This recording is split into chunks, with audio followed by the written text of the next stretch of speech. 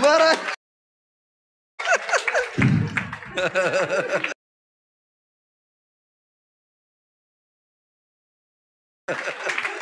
Kalak. Ay! Ako!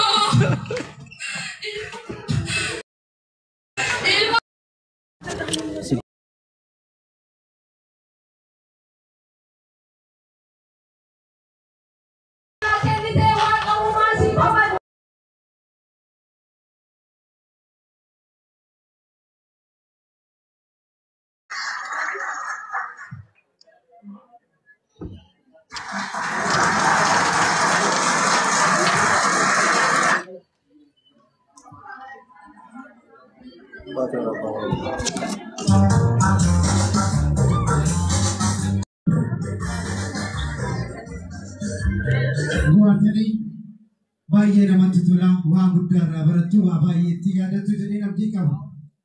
Ammas hin xumurre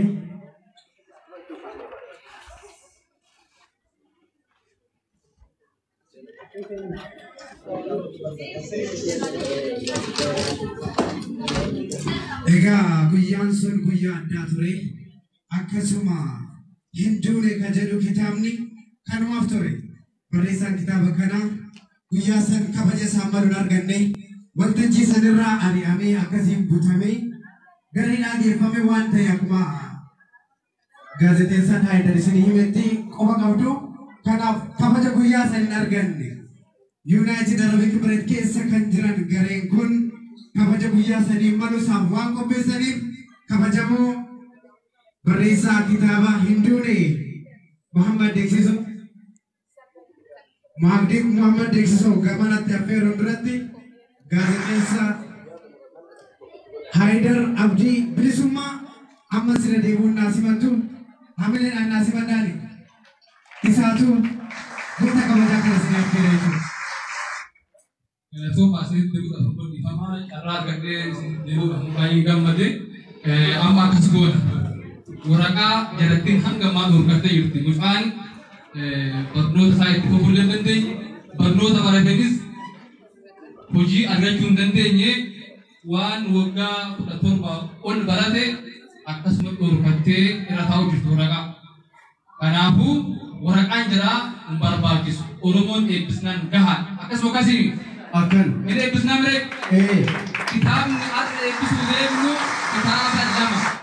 kitab lama episode mu. Kitab ni toko isandubifa. Toko amu isandubifa. Kalau teman Muhammad Deeksisu gara wal tajiti afrere babuya sani yadachi hune oromon butuh mileni turban bise. Mentile asmar raplate. Muhammad Deeksisu gaste di Cilusumandani. Buya kitab basotane buya besar kana dachite. Muhammad Deeksisu bisi surafi menjiratu di UE. Surafi menjiratu di UE. Mata hamile kennafi. Hamile ninjru. Amira ada di fashion dan tajiti hudan. Kanafi bifu.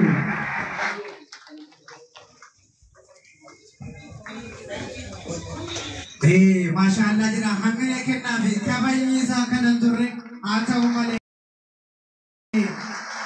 mira keessa seensifne guyyaa isaa yaadachiifne kana godhuu kennaaf wanni guyyaa san malu kan isaa malu kanaa olee kanaaf uffata kee kan guyyaa sanii manaajimantiidhaan eebbifame guyyaa sana akkuma nama kamiitu gammadee kan galu ture gammanni haa ta'uti gammachuun keessun har'ati haa ta'u jennaani hamilee kennaafi akkasumas maqaan ilaali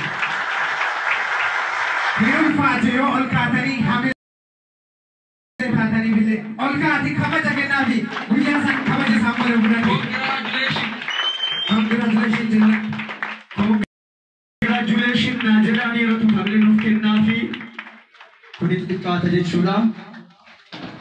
Galatoomaa jenna barreessaa kitaaba Hinduune. Sana qofaa miti qabsooftuun kennaa Amiraan warri biftuu faashin taatee kan ta'e godina Jimmaa magaalaa Jimmaatti waan ta'eef uffata aadaa Jimmaa qopheessineetii bifa kennaatiin dhiyeessineerra jechaa jirti. Akkam jettan? Galatoomaa jennaanii kennaan kabajaa kun kan guyyaa hamilee biyyoota kennaa fi thank you guys. Baay'ee namatti toltu. Iddoon inni irraa eebbifannellee yuunivarsiitii Jimmaati waan ta'eef iddoon seenaa guddina argamellee kanaaf biftuu faashiniitis hamilee kennaafi yeroo kennatti fayyadamu waan qabnu suuraa tokko booda iddoo kabaja keessaniitti deebitanii nu teessu keessumoonni kennas kan bakka keessan irraa kaasanii jenne iddoo keessanitti deebitanii nu teessu ulfaadhaa galatoomaa sirbi tokko sirbi faffeerama jechuudha. Suba kanaan shaashamba jedhan isaanillee achumatti suuraa ka'a jechuudha. Galatoome jennaani ulfinni sirra haa turu hundi keessanuu sirra jirraa iddoo keessanii deebitanii nu turtuu galatoomaa isiniin jennaa iddoo namatti toltu.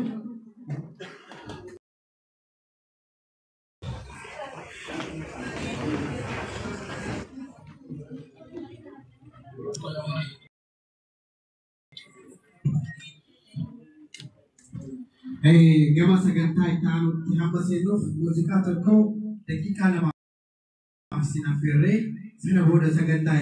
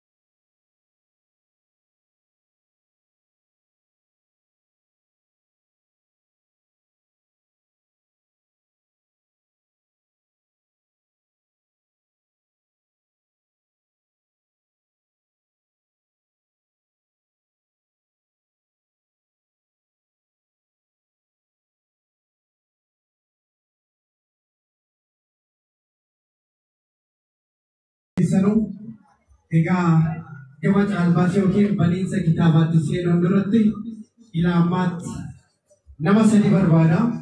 Lama galmaa'ee na bira jira. Sadeen kun namni atattamaan guyyaa irraa kitaabota dorgomuudhaaf qophoofte as keessa jirtu yookiin dhuunfaanis caalbaasiidhaaf dhaabbanni illee dhuunfaallee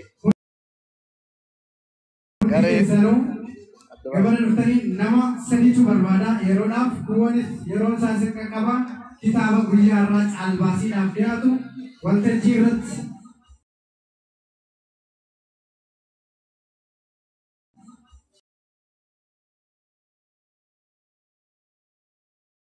barreessaa kitaaba kanaa abbaa kabajaa Muhammad isa wajjin taatanii kitaaba kana nuuf haaqnuuf kanaaf nama sadii barbaada. Nama sadii. Keessummoota keessaa nama sadii kan kitaaba guyyaa ta'anii eebbaaf saaquudhaaf gara isteejitti akka dhuunfaan jenna biroo keessanii. Dhuunfaanis dorgomtee kitaabota shanan kana keessaa gatii olaanaadhaan fudhattee maqaa kee irratti inni siif barreeffame caalbaasiidhaaf kitaaba dhiyaatu kana carraa isinii kenne waan jiraallee nama dhuunfaan kaasaa. Hamza Fagaas. Nama sadi barbaada.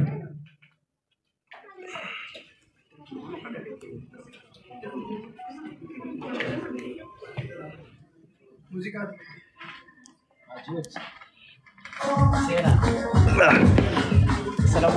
Andu cok.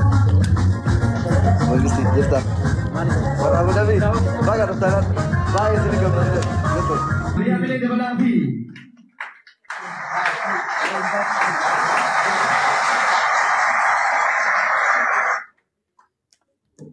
Galatoomii jennani walaloo isaa wajjumaan ta'aniitiin eeggannaa yeroo keenyatti waan fayyadamnuuf yeroon kan Ustaaza Hamadiit. Salaam. Bismillahi jedheen ergaa koo jalqabaa sitti hirkadheen ka'ee humna maalan qabaa jabeenya abbaa fedhe kaneenyuyyuu karsham qarxam jedhee cabaa humni kan rabbiiti isatu harkaa qaba jabeenyi hin dhabne kan cabne kan Khaaliqa jabaa. Bishaan utaalurraa nama nu taasisee qaamolee adda addaaf qalbii nu badhaase akka qullaan deemne huccuu nutti uwwise ituu qullaa deema ta'ee jira moo kan akka ilma namaa fokkise ituu qullaa deema ta'ee jira moo kan akka ilma namaa fokkise mee of ilaalaa yeroo qaama dhiqattani daawwitii keessatti utuu of agartani hedduu of jibbitu ituu of ilaaltani uffataan ilma namaa bareecha rabbiini alhamdulillah yaa gooftaa keenya si haa ga'u galanni alhamdulillah yaa gooftaa keenya si haa ga'u galanni rahmanniif nageenyi isaanirra haa jiraatu ergamaa dhugaaf dhumaa kan addunyaa gootu kan eenyummaa kee hin sarbine yaa goobana akka ji'aa mul'atu yaa kan ilmi namaa biratti wal qixxaatu yaa isa amantaan namaa kabaja guddaa biratti argatu isaantu nu barsiise akka namni eenyummaa isaa falmatu falmattee xiiqeffattee akka ati bilisummaa gonfa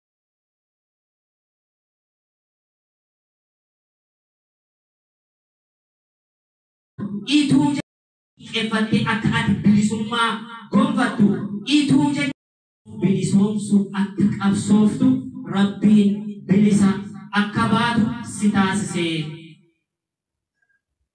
Muhammad beeksisoo kormee sabaaf falmate kitaaba hinduune jedhuun habiibii baga nagaan dhufte Muhammad beeksisoo kormee sabaaf falmate kitaaba hinduune jedhuun habiibii baga nagaan dhufte yaa dhaggeeffattoota maaliif amleen keessan xiqqaate yaa dhaggeeffattoota amleen keessan maaliif xiqqaate mee harka keessa walitti dhahaa fi ammaaf anaaf siif jecha kan inni biyyarraa baqate goota gaafa xiqqii afaanin jechuun isa jabeessuu yoom taate isa xiqqeessiisuu fi akka inni jabaatee hojjetuuf isa jabeessuun nurratti dirqama. Namni biyya namaa jiraatu abadan kabajaa hin argatu fakkeenyaaf isin anaan sheeka jettanii na waamtu warri ana waliin dalagu sheeka mitiiti kabajaayyuu naaf laatu kalaawala jettee isheen na waamtu kalaawala jechuu hiika isaa beektu gurraatti jechuudha yoo xiqqoo waan hubattu bifa kootiin na xiqqeessu biyya namaatti kabajaan hin jirtu biyya namaatti kabajaan hin jirtu. Erga baqatanii immoo baqaan biyya Afrikaa keessaa hin taatu Oromoon Awurooppaa fi Ameerikaa jiru Muhammad beeksisoo beektu Oromoon Awurooppaa fi Ameerikaa jirtu Muhammad beeksisoo beektu silaa akkamittiin duuta qeerransa koo yaa ilma gootaa ortii adda adamsaaddoo isa nyaate waraqata icciitiin afaanii nu baate garaatti nu deebite akkas jedhee baabaan keenya waraqaa icciitii alalfate.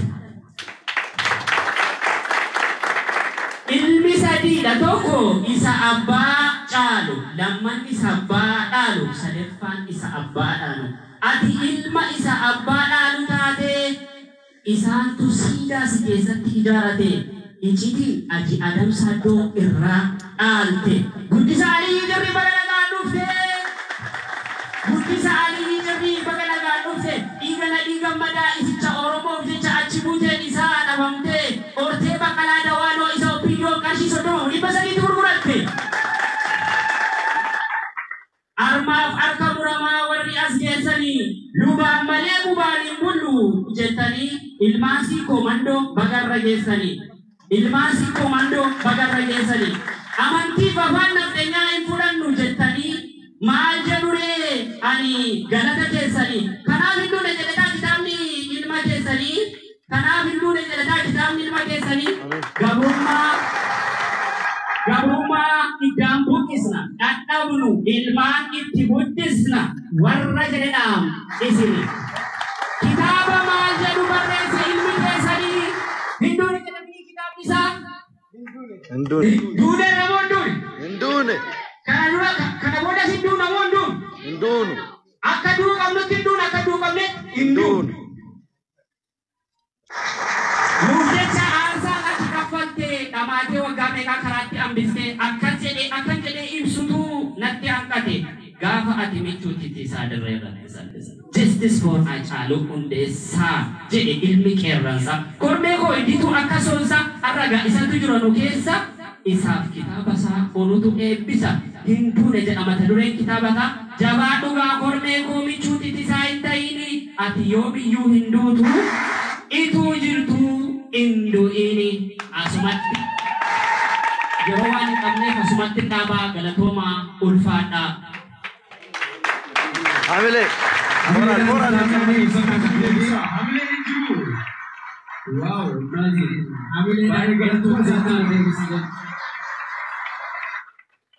Hamile nu kennaafi galatoomaa hedduu bareedanii kitaabni dhufee jira nu bira ga'ee jira kitaaba caalbaasii banuudhaaf namootaan maqaa isin waamu jalqaba irratti yeroo isin waamutti yeroo keessanii fayyadamtanii gamana dhuftu nama maqaadhaan dhufaa jedhee isin hin galmoofne kaman barbaade isin waamaa isin keessaa keessummoota kabajaa iddoo nu keessa jira waan ta'eef. Akkuma beekamu sagantaan keenya takka lama jedhee kinoo ammas as ga'ee jira ammas tokko lama miti waa baay'eetu nafa jechuudha waan baay'ee waan dhiqii arguuf teessa jechuudha dorgomtoonni kitaaba hinduune yookiin akkasuma guruupiidhaanis jechuudha dorgomtanii caarataa bitachuu dandeessan jechuudha kanaaf warroonni dorgomuuf qophooftan akkasumas warroonni VIP taatanis waan kanatti hirmaachuudhaaf ga'ee guddaa qabdan jechuudha asumaan naafsin dabarsinaa like Fakra, cafeteria, now fashion, Fikra fashion, Biftu fashion, akkasuma baay'eedha jechuudha. Warroonni asirratti dorgomuu barbaadan asumaan galmeen keenya banaadha jechuudha. So sagantaa keenya kan asumaanii gara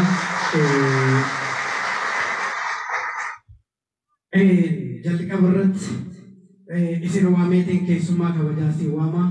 Yoo fuuldura irratti waamee isaas dhaabee natti tolu waan ta'eef kitaaba caalbaasii kana namoota nu banan achumarraan immoo gara caalbaasiitti seennaa Nuraddiin yookiin Baaba hamileedhaan asii maddaanii gara waltajjii. Nuraddiin!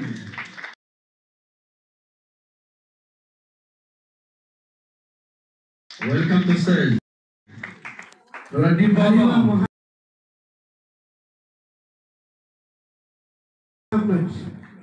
Halima Muhammad akkasumas haftee leenjisoo diigaa isaan keessaa taatanii gareessan namni bakka buutan maqaa keessan namoonni isin waamu gara waltajjiitti na dhiyaatan. Haftee leenjisoo keessaa nama tokko gara steejiitti. Itti aansuun immoo gamanatti nu dhufan Yaasin gamana kootti moggoo biyya. Yaasin Oroopee keessummaa guddaa guyyaadhaa kan ta'e magaalaa federaalaa Abu Dhabii irraa kan dhufe Yaasin. Akkasumas gaazexeessaa Hamzaas hamilee naasimatu namoonni maqaa keessan waame hundinuu dafaatii gara Isu waamara. Aktivistii gaazexeessaa absi keessatti aduutu dabalee deemu. Waan surraa ta'e kan fakkaatanii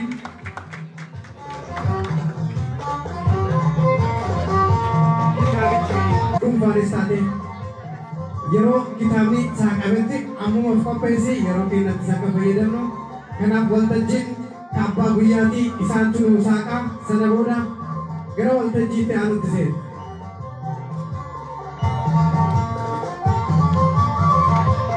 Kaf argo ande. Hamilee jiru jechaaru. Hamilee kun kitaabni kun kitaaba sharii caalbaasii guyyaa kan dhaabbiif kan dhiyaachaa jiru. Egaa bu'uura kan barame keessaa kan nu baasaa jiran kitaaba kana hedduun kan jiru barreessaa kitaaba kanaa kan ta'an Muhammad Diiksisuu Banuutti jiru. Kanaaf gama sooshaal miidiyaatii fi tiktokii garaagaraatiin illee mana keessan deemtanii kan nu daawwachaa jirtan hundi keessan kitaabni marsaan tokkoffaa biyya keenya keessatti eebbifamee dhumatee jira. Marsaan lammaffaa United Arab Emirates.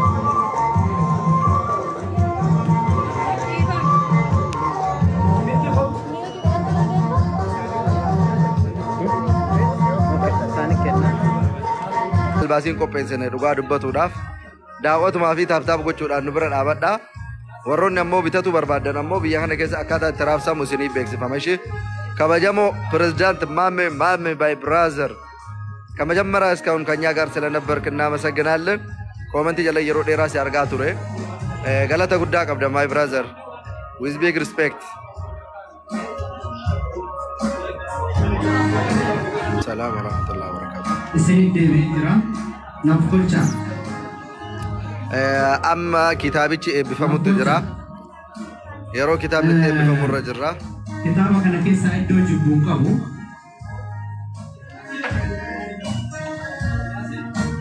Kitaaba kana keessaa iddoo jibbuun qabu. Iddoo hundaa'uun jaalladha. Sababni isaa akkuma reefaa irra bilisummaa jedhe kun ilma kiyyaa hangafaa sababa ta'eef jechuudha. Utuu suufmaadhaan akka dhufanitti ammaaf hin jaalladha gootuusaa. Kanaaf dirqama amma ta'e naa dubbistee bu'uu qabda waan jedheefi silaa kitaaba alaa kan jiru isinitti himee ture hireen qooda rabbiiti jedha. Namni hireen teessiif yaa dubar hireen qooda rabbiiti jedha.